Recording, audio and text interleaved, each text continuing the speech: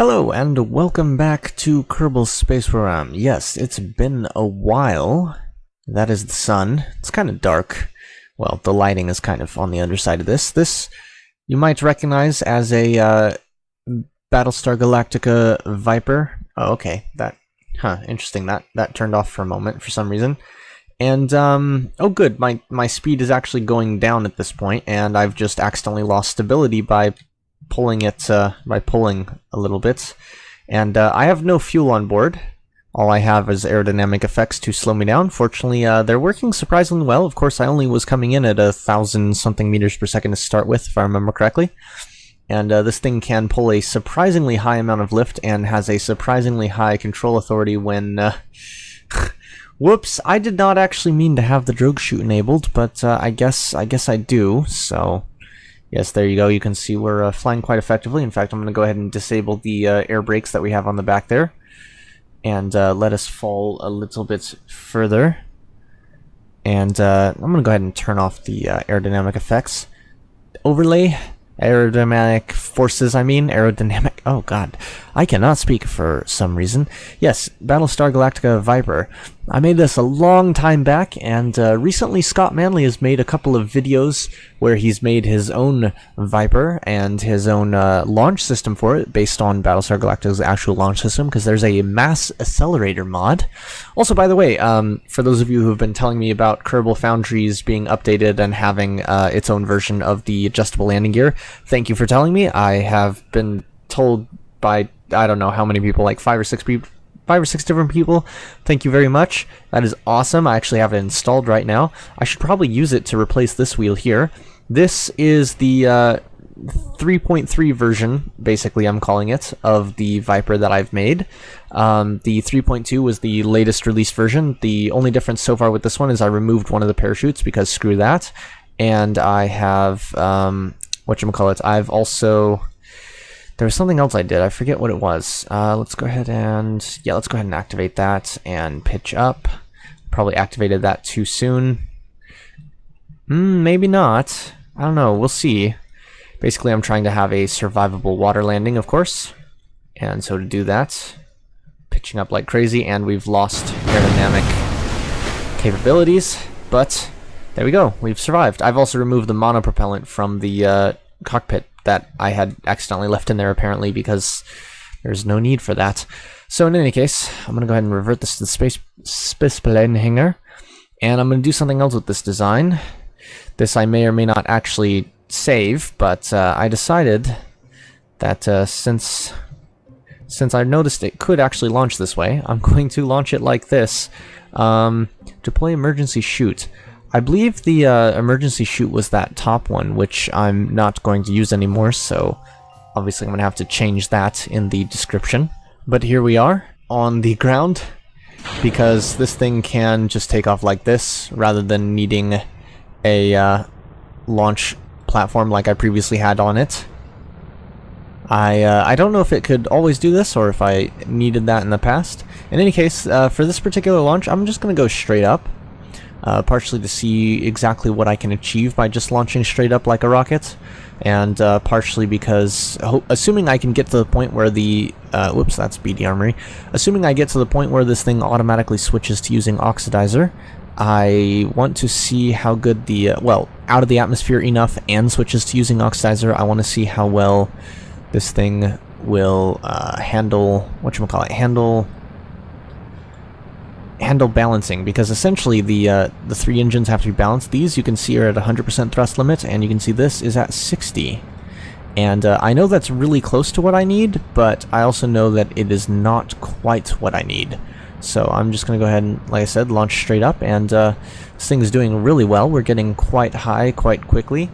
Let's see, we're going to run out of air at some point fairly soon. Fortunately, the engine nacelles tell me how much intake atmosphere I have in here. I think that might be because of a mod. I'm not quite sure. In any case, actually no, I know that's because of a mod, because you'll see that effective airspeed. Where's my... oh no, engine stats down here. So you'll see thrust. Oh, they've switched already. Okay, so this is switched. Wonderful. And I'm going to turn off the... no, the SAS needs to stay on, and you'll see that it is pitching down slightly to compensate. And as I get higher and higher, that compensation will go down more and more. In fact, actually, now I've run out of fuel, so there is no more compensation necessary. And you can see I've gone quite high up. My apoapsis is 190,000. So if flown appropriately, this thing can SSTO, I'm sure. And yeah, this is stock, completely stock. I'm using a bunch of vernier thrusters, which are appropriately placed to give it accurate, accurate placement to how they looked on the show, how they worked on the show. These may or may not be quite accurate. I disabled these ones because I don't like clipping, and if those were enabled, they would clip into the engine here. Although, now that we have authority limits, maybe I could set those, I'm going to re-enable those with a very low authority. These I've maxed out the authority, and these I've maxed out the authority. Those, there is no yaw control because it would clip, and like I said, I don't like the clipping in certain things, but they do form very effective split air brakes, which is nice. And if I move them all the way to the back, I could actually use them as, if I move them all the way back, I could use them as yaw and air brakes without the clipping being too annoying to me. However, I really don't want to do that because it messes up the aesthetic of the design, and I care too much about aesthetics. So yeah, the Viper. I'm going to do exactly what I just said. So let's go ahead and hit deploy on this, and then authority limit it back to where it's not clipping, or at least not clipping noticeably. So actually, I think it's clipping the entire time. It starts clipped. Yeah, it actually starts clipped. So never mind. I'm gonna put that back how it was, and just because actually I'll go ahead and set the authority limit to 0, and don't have it deployed. That way, even if someone does deploy it, it's not deployed. I'm also going to, since this is the version in which we have auto strut, I'm going to auto strut this to the root part, the very nose, because the nose will dip on its own if you're flying this. And let's see, what else do I want to do? I did say I want to take this out. That's exposing a bit of clippiness that I don't like. I believe that's why that was there. Well, at least partially, yeah, it covers that up. It's there primarily for aesthetics, but it also served as an emergency little landing bit. And the emergency chute, like I said, is not a thing anymore, so I'm going to remove that from the description. And let's see, this is 3.3, like I already said. I'm going to double check that what I said is true. Yes, it is. And I'm thinking about setting up adjustable landing gears on this. No, but it's, see, the thing is, it's stock. And if I put adjustable landing gear on it, where is it? There's the size. There's the size of it. Oh, scale right here. Yeah, so scale, if I put that down, holy shit. Oh, that scale must be the, that has to be the, whatchamacallit, the, come on, think, tweak scale mod. It has its own scale somewhere in here. No, not gear ratio. It's gotta be in here somewhere, and it's not that, because that goes all the way to 0.10, and that is not at all reasonable or realistic, and I'm certain that that didn't have a thing. Also, there's wheel groups, whatever that means. I don't know what that means, but in any case, there is a particular size that this should be. In fact, it might even be, that's too small. It's too small. Of course, it might break when it's too small, too. I don't know. A 0.50 seems to be reasonable. I might be able to make reasonable landing gear with a 0.50, but in any case, that will be for another version, a non-stock version. This is the stock version, of course. This had to pitch down slightly, so this is overpowered slightly. So let's try putting this down to 58 thrust limiter. And I'm thinking maybe reducing the amount of fuel that's carried on board, the amount of oxidizer. Yeah, the amount of oxidizer... yeah, the amount of oxidizer was slightly more than the amount of fuel we used.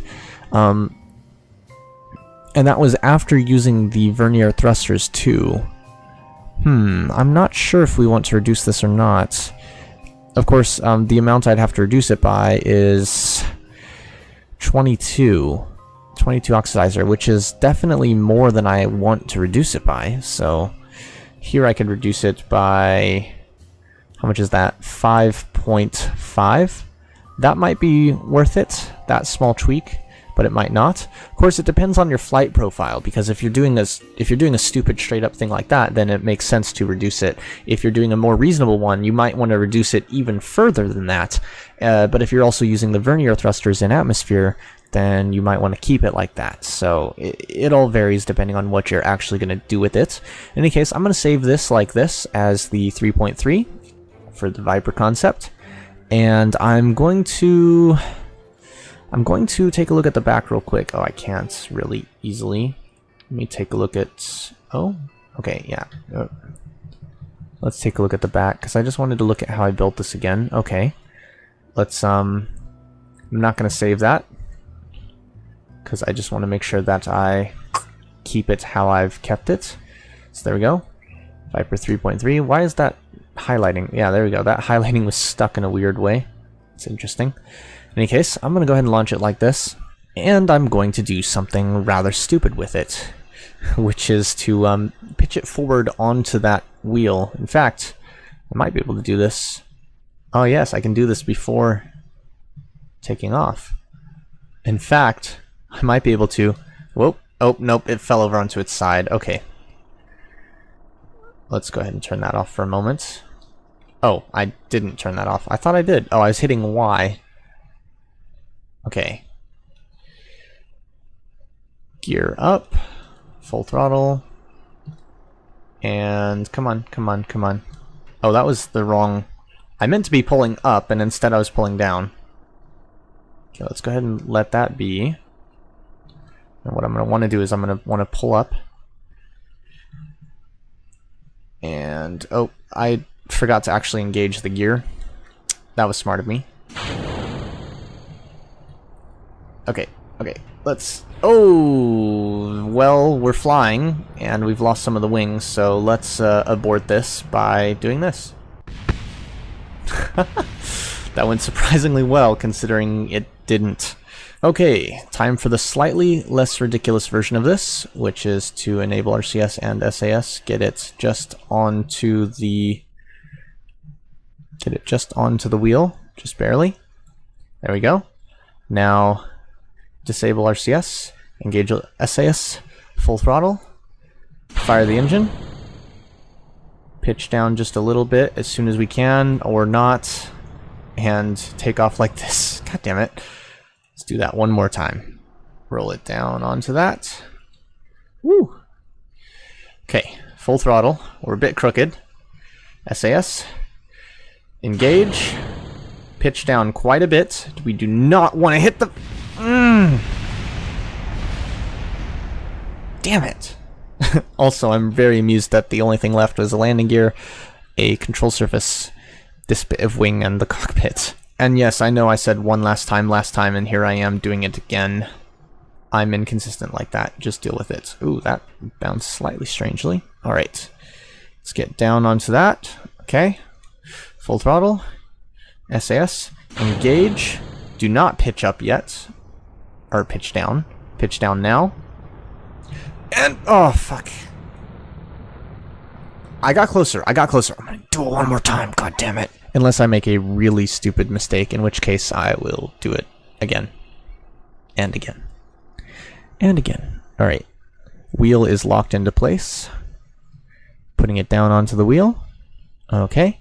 Full throttle, SAS, engage. Do not do anything at this point. I'm just gonna not do anything right now. It's going to take off on its own. Alright. I was kind of thinking maybe if I just did nothing, it would do that.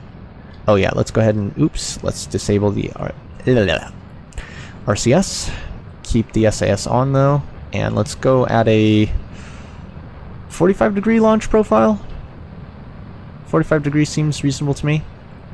Now of course we're going too fast, too low in the atmosphere, so I'm going to throttle it down just a bit, although not enough to counteract that. Basically we are going to launch this like a rocket right now. Slightly more like a plane because of the 45-degree angle to take advantage of the efficiency in atmosphere. Although this isn't the most efficient engine, in atmosphere. It's still better than a traditional rocket. And we're just going to, let's see, keep it about this angle, let it build up more speed. Actually, let's lower the angle slightly. And see, at this point, we're going to start running out of air fairly soon, so I'm going to go ahead and throttle up more. Now, we are going to heat up quite a bit, but hopefully not too much. Getting re-entry effects on leaving the atmosphere is not always a good thing, but don't worry about it. I'm sure we'll be fine. In any case, we're still in air mode. Let's go ahead and take a look at this. Air breathing mode, still at air breathing. Okay. Just pitching it down just a little bit. And it's just switched. Okay. Pitching back up slightly. Let's take a look at the map view to see what our apoapsis is. Okay, I'm gonna keep the throttle low while getting our apoapsis up. And what is Jebediah doing over there? I think I threw a KF-38 over there. Pretty sure. In fact, I think I flew it over there, landed, went to take off, and accidentally crashed it. So, yeah. Not the best decision I've ever done. Not the best flight I've ever had. But in any case, we're basically eking out on the throttle very, very gently. Just kind of very, very gently giving ourselves a little bit of boost there. Oops. Let's go ahead and disengage SAS to, oops. Come on. Right there. Right there is where I want it. And unfortunately, we're burning through fuel fairly quickly, even though we're barely had the throttle on. And that's going to be the biggest problem, is just not having enough fuel. So, like I said, depending on your flight profile, you'll have a better or worse ratio of oxidizer to fuel. And that's why you kind of have to plan your flight profile, plan your fuel storage based on your flight profile, because then you can get more efficient with your fuel use. We will not be making orbit. I can say that for sure, I think, because we just do not have enough fuel. Although this craft is very light, I just don't think we'd be able to do it, even if we had maximum efficiency, which we won't. But on the bright side, I will get a good indication of how well this thing is balanced based on firing up the engines while going up here and seeing how that affects pitch. Yeah, see, we have to nose down a bit. Although I did improve it, still has to nose down a bit. And you can see we have 34 oxidizer left over. So if I was doing the same kind of flight profile again, I'd want to take, not out of the engine nacelle, but out of this fuel tank. I'd have to take some of that fuel out. But in any case, you can see that we got a pretty nice suborbital hop there. And of course, now the only thing left to do is to take it out of orbit. Now, the best way to take this out of orbit, I think, well, actually, this is a shallow hop, so I'm going to go ahead and just kind of follow the velocity vector in. But the other time where it was a very steep drop, I didn't want to follow it in. I wanted to whatchamacallit? I wanted to hit it flat and use as much surface of this as possible to aerobrake. Whereas right now, because we're going shallower, I think it can handle it more, but then again, I don't know. In any case, I am going to go ahead and engage the air brakes there. And I'm going to go ahead and time warp up a little bit, just to kind of, let's bring that down just a bit. Time warp more. Basically, I'm going to go until it gets a little too low on the velocity vector, because like I said, I actually am going to follow the velocity vector in. And now that we have the effects, I'm going to go ahead and keep it like that. And actually, I just remembered that this thing is surprisingly stable. You'll see. It'll and what'll happen is the air brakes being open on the back will actually cause it to pitch up, and it will actually maintain its stability and maintain a good angle, at least if it works like it used to. And of course, physics have changed a little bit since then in KSP, but it seems to be doing fairly well. Now the problem is we are getting too low in the atmosphere, and you can see some things are starting to overheat. However, you can see it's also starting to resolve itself, so that's good. And you can see this thing's handling it quite well overall. Now what I'm going to try to do, which is probably not advised, is pitch up. I'm going to turn off the air brakes, pitch up, and basically we're going to try and go land on that land. I don't think we'll be able to make it, although we do have a lot of altitude still. So we might be able to... No, I don't think we're going to be able to turn around all that speed we've got. We're going to shed a lot of it.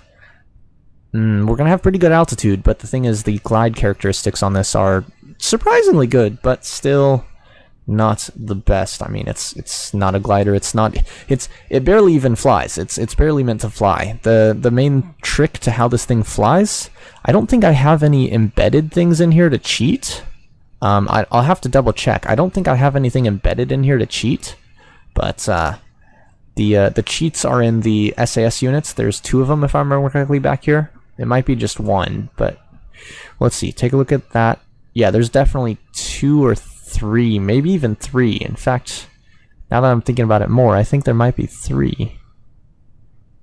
Yeah, there's definitely 3 back there. So there's 3 SAS units, and then this little plate and the drogue chute. Then we have the 2 RTGs here so that we have enough power.